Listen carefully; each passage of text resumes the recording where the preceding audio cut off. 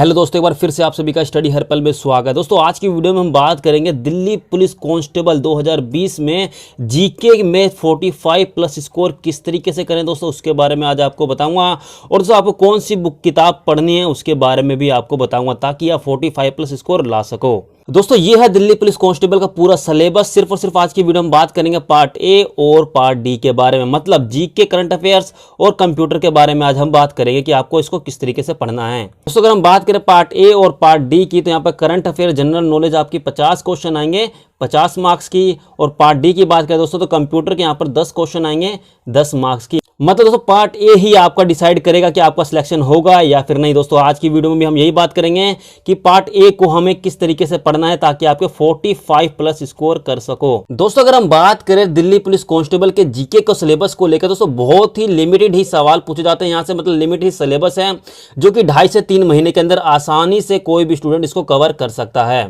आपको कुछ ज्यादा नहीं पढ़ना दोस्तों, कुछ लिमिटेड चीज ही है जो जिसके ऊपर आपको मेनली फोकस करते हुए पढ़ते हुए चलना है। आइए दोस्तों बात कर लेते हैं जनरल नॉलेज की कौन सी बुक सबसे बेस्ट रहने वाली है दिल्ली पुलिस कांस्टेबल के लिए। तो दोस्तों सबसे बेस्ट बुक है लूसेंट की। दोस्तों सामान्य ज्ञान करके एक बुक आती है जो कि आपको हिंदी में भी मिल जाएगी और इंग्लिश में भी मिल जाएगी। और दोस्तों उसके बाद आपको इसको खरीदने के बाद आपको एक वस्तुनिष्ठ सामान्य ज्ञान मतलब ऑब्जेक्टिव टाइप के भी जनरल नॉलेज खरीदनी पड़ेगी। और दोस्तों इन दोनों किताब का लिंक आपको डिस्क्रिप्शन में लिंक मिल जाएगा, वहां से भी इसको खरीद सकते हो। दोस्तों अगर हम बात करें लूसेंट सामान्य ज्ञान में आपको क्या क्या पढ़ना है, दोस्तों हिस्ट्री, ज्योग्राफी, पॉलिटिक्स, इकोनॉमिक्स और साइंस को आपको सबसे ज्यादा ध्यान देना है। दोस्तों अगर हम बात करें कि सबसे ज्यादा ध्यान किसको देना है, तो आपको साइंस को देना है और हिस्ट्री को सबसे ज्यादा ध्यान देना होगा। और दोस्तों आप चाहो तो इकोनॉमिक्स को भी ज्यादा ध्यान नहीं दे सकते, क्योंकि इसमें से आपको एक या ज्यादा से ज्यादा 2 क्वेश्चन देखने के लिए मिल जाते हैं, इससे ऊपर कभी भी इसमें सवाल नहीं पूछे जाते। तो आपको इन हिस्ट्री, ज्योग्राफी, पॉलिटी और साइंस के ऊपर सबसे ज्यादा ध्यान देना होगा।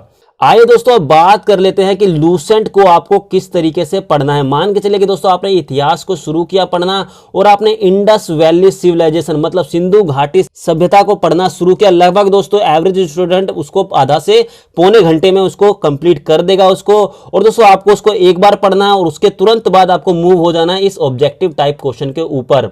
फिर आपको वही जो आपने इसके अंदर पढ़ा है इंडस वैली सिविलाइजेशन को आपको ऑब्जेक्टिव टाइप में भी उसको सोल्व करना है। इससे दोस्तों होगा क्या, ऑब्जेक्टिव टाइप क्वेश्चंस को आप अगर आप सोल्व करते हो तो जो आपने लूसेंट सामान्य ज्ञान में पढ़ा है दोस्तों वही आपको यहां पर क्वेश्चन देखने के लिए मिलेंगे। आपको क्वेश्चन के फॉर्म में भी आपको याद होते चले जाएंगे।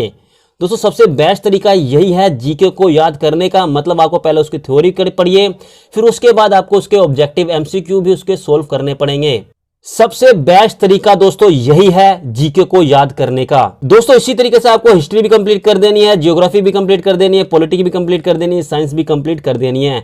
और दोस्तों इकोनॉमिक्स अगर आपका मन करे थोड़ा बहुत पढ़ लेना, वरना आप जो क्वेश्चंस लगाओगे बाद में प्रीवियस ईयर्स के उसमें भी इकोनॉमिक्स कंप्लीट हो जाएगी। दोस्तों जब आप जनरल नॉलेज पढ़ रहे होंगे लूसेंट में से, दोस्तों आपको स्टैटिक जीके के ऊपर भी ध्यान देना पड़ेगा, जो कि दोस्तों history, geography, polity, economics, science इन सभी को मिलाकर यहाँ पर स्टैटिक जीके बनाया गया है। दोस्तों इसमें किस तरीके से सवाल पूछे जाते हैं और डायरेक्ट वन लाइनर में यहाँ पर सवाल पूछ लिए जाते हैं, जैसे कि इंपॉर्टेंट पासेस कौन कौन से हैं, मतलब महत्वपूर्ण दर्रे कौन कौन से हैं, जैसे कि नाथुला दर्रा हो गया कहां पर है, जो जिला दर्रा कहां पर है, इन सभी के बारे में भी पूछ लिया जाता है। दोस्तों इसी तरीके से सिटी बिसाइड्स रिवर मतलब कि नदी के किनारे बसे हुए सिटी कौन कौन से हैं, जैसे यमुना नदी के किनारे दिल्ली बसा हुआ है, आगरा बसा हुआ है। दोस्तों इसी तरीके से आपको और भी पढ़ना होगा। दोस्तों ये जितने भी मैं आपको बता रहा हूं ये सब आपको लूसेंट के अंदर मिल जाएगा। दोस्तों उसके बाद आता सोब्रिक्यूट मतलब निकनेम पूछ ले जाते हैं सिटी के, जैसे कि पिंक सिटी ऑफ इंडिया कौन सा है, नवाबों का शहर कौन सा है। दोस्तों इनके ऊपर भी आपको ध्यान देना पड़ेगा। दोस्तों उसके बाद आ जाता है इंपॉर्टेंट डैम्स ऑफ इंडिया, और दोस्तों डैम्स के बारे में भी आपको याद करने पड़ेंगे, कुछ इंपॉर्टेंट सी याद करने, सभी याद नहीं करने हैं आपको।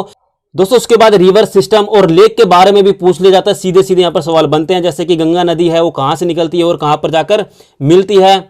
और दोस्तों यहाँ पे लेक के बारे में पूछ लिया जाता है, झील के बारे में पूछ लिया जाता है। दोस्तों उसके बाद आता है करेंसी, कैपिटल, कंट्री। दोस्तों कंट्री की बात करें तो 193 यहाँ पर कंट्री हैं लगभग। और दोस्तों आपको 193 कंट्री के कैपिटल याद नहीं करने हैं, ना ही आपको करेंसी याद करने। मुश्किल से 15 से 20 ही कंट्री हैं जिनके आपको याद करने होंगे करेंसी और कैपिटल। दोस्तों उसके बाद आ जाता है classic dance and regional dance, मतलब कि आपसे एक पर्टिकुलर डांस पूछा जाएगा, जैसे गरबा किस राज्य की डांस फॉर्म है, कथकली किस राज्य का डांस फॉर्म है। दोस्तों इस तरीके से आपसे पूछा जाएगा। दोस्तों उसके बाद अगर हम बात करें तो बाउंड्री लाइंस के बारे में पूछ ली जाती है, जैसे चाइना और इंडिया के बीच में कौन सी बाउंड्री लाइन है, उसका नाम क्या है और कितने किलोमीटर की है। इसी तरीके से दोस्तों बांग्लादेश और इंडिया के बीच में कौन सी लाइन है, उनको कितने किलोमीटर की है, सबसे बड़ी लाइन कौन सी है, सबसे छोटी लाइन कौन सी, इन सबके बारे में भी आपको पता होना चाहिए। और दोस्तों उसके बाद आता है list of first man of India और दोस्तों list of first women in India, मतलब कि दोस्तों जैसे किरण बेदी है हमारी फर्स्ट आईपीएस थी वुमेन में। इसी तरीके से आपको 10-12 ही यहाँ पर क्वेश्चन बनते हैं, इन दोनों से इनको मिलाकर इसको आपको याद करनी पड़ेगा। और दोस्तों जितने भी मैं आपको सवाल बता रहा हूं दोस्तों, ये सब आपको लूसेंट के अंदर बिल्कुल आपको ब्रीफली मिल जाएगा, आप वहां से भी इसको पढ़ सकते हो। दोस्तों उसके बाद आपको फेमस वोल्केनोज के बारे में पता करना कि महत्वपूर्ण ज्वालामुखी कौन कौन सी है। दोस्तों 5 से 6 टोटल है यहाँ पर, इसको आपको याद कर लेना है। और दोस्तों उसके बाद आपको नेशनल पार्क, रिजर्व, सैंक्चुरीज के बारे में पता होना चाहिए। दोस्तों उसके बाद आपको हिस्टोरिकल मॉन्यूमेंट्स पढ़ना, और दोस्तों वो भी हिस्टोरिकल मॉन्यूमेंट्स पढ़ना जिन्होंने यूनेस्को के लिस्ट में आते हैं, जैसे लाल किला हो गया, ताजमहल हो गया। और दोस्तों इसके ऊपर आपको सिर्फ और सिर्फ 2 पॉइंट्स ही याद करना है, जैसे कि लाल किला किसने बनवाया और कहां पर स्थित है। दोस्तों सिर्फ और सिर्फ आपको यही 2 पॉइंट्स को याद करना है। दोस्तों और भी कई सारे स्टैटिक जीके हैं, लेकिन मेनली जो है दोस्तों बार बार यहीं से सवाल पूछे जाते हैं। जब आप जीके पढ़िएगा तो आपको इन सब पॉइंट्स के ऊपर भी ध्यान देना ही पड़ेगा। दोस्तों अब बात कर लेते हैं करंट अफेयर्स के बारे में।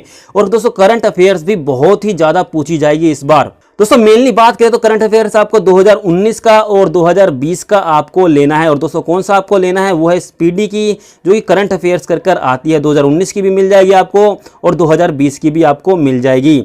और जो दूसरी आती है प्रतियोगिता दर्पण, आप उसको भी खरीद सकते हो, लेकिन दोस्तों सबसे ज्यादा जो बेनिफिशियरी है वो है स्पीडी की, जो कि आपको मिल जाएगी। दोस्तों ये 6 महीने में भी आती है और 1 साल की भी आती है। दोस्तों आप पूरा 1 साल का बुक खरीद लीजिए 2019 का, और उसमें से आप पढ़ना शुरू कर दीजिए। दोस्तों आपको पढ़ना तो पूरा करंट अफेयर्स है ही, लेकिन आपको क्या करना है, कुछ पॉइंट्स को ध्यान देना है। जैसे कि अवार्ड्स हो गया, जैसे हाल ही में आईफा अवार्ड्स हुए थे, किसने जीता, ऑस्कर अवार्ड हुए थे, किसने जीता, इन सब के बारे में भी आपको याद होना चाहिए। और दोस्तों उसके बाद कंपनी सीईओ के बारे में, ब्रांड एम्बेसडर के बारे में। दोस्तों उसके बाद important organisation and their headquarters भी आपको याद होना चाहिए। जैसे दोस्तों अभी एक सुर्खियों में है WHO, तो आपको WHO की फुल फॉर्म याद होनी चाहिए और उसका हेडक्वार्टर कहाँ है उसके बारे में पता होना चाहिए।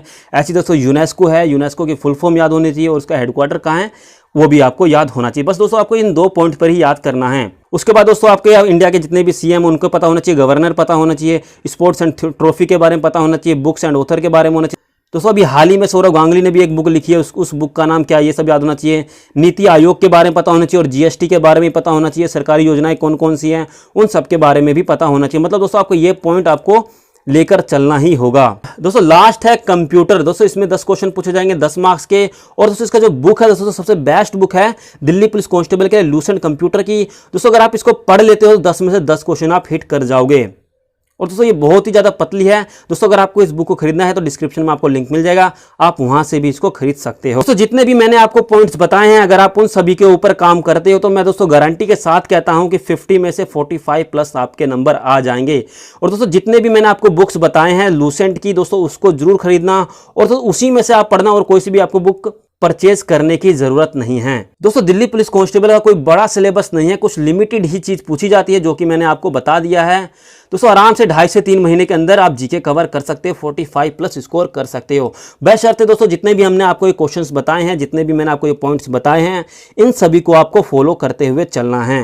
तो दोस्तों ये था हमारी तरफ से पूरा एनालिसिस दिल्ली पुलिस कांस्टेबल में जीके में 45 प्लस स्कोर कैसे करें, और दोस्तों कौन सी बुक पढ़नी चाहिए वो भी मैंने आपको बता दिया। और दोस्तों इस वीडियो के रिलेटेड आपसे कुछ भी सवाल है दोस्तों कमेंट बॉक्स में जरूर कमेंट करना, दोस्तों हम जरूर उसका जवाब देंगे। तो दोस्तों आज के लिए सिर्फ इतना ही, तब तक के लिए जय हिंद, जय भारत।